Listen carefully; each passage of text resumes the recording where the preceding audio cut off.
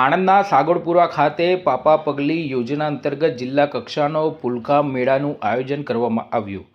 સમાચાર વિગતે જોઈએ. આજરોજ 29 નવેમ્બર સવારે 11 કલાકે આણંદ શહેરના સાગોડપુરા ખાતે આવેલ કોમ્યુનિટી હોલ ખાતે જિલ્લા પંચાયત હસ્તક ICDS શાખા હેઠળ કાર્યરત પાપા પગલી યોજના અંતર્ગત જિલ્લા કક્ષાનો ફુલકા મેળાનું આયોજન કરવામાં આવ્યું. બાળકોમાં સર્વાંગી વિકાસ અને બાળકમાં નાનપણથી બાળકોમાં વિવિધ પ્રકારની સમજ અને સૂઝબૂઝ વધે તે માટે વિવિધ કાર્યક્રમો યોજાયા હતા. આ કાર્યક્રમમાં ગુજરાત વિધાનસભાના નાયબ મુખ્ય દંડક રમણભાઈ સોલંકી ઉપસ્થિત રહ્યા હતા. પેટલાદના ધારાસભ્ય કમલેશભાઈ પટેલ સહિતના જિલ્લા પંચાયતના વિવિધ અધિકારીઓ સહિત ICDSના અને બાળકો ઉપસ્થિત રહ્યા હતા.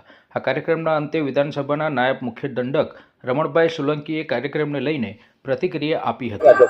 ગુજરાત સરકાર દ્વારા પાપા પગલી પ્રોગ્રામ અંતર્ગત આજે આણંદ ખાતે ભૂલકા મેળાનું આયોજન કરેલું છે.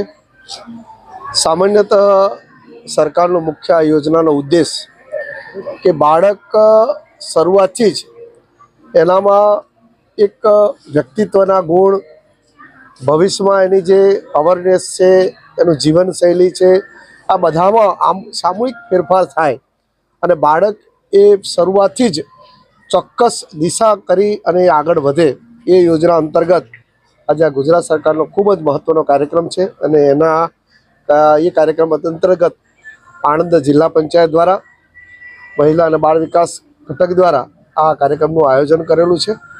અને વિશેષ કરીને આ કાર્યક્રમ થકી ફક્ત ને ફક્ત બાળકોમાં શરૂઆતથી જ એના જીવનમાં આમૂલ પરિવર્તન આવે એ દિશાનો આ એક મહત્ત્વનો કાર્યક્રમ છે.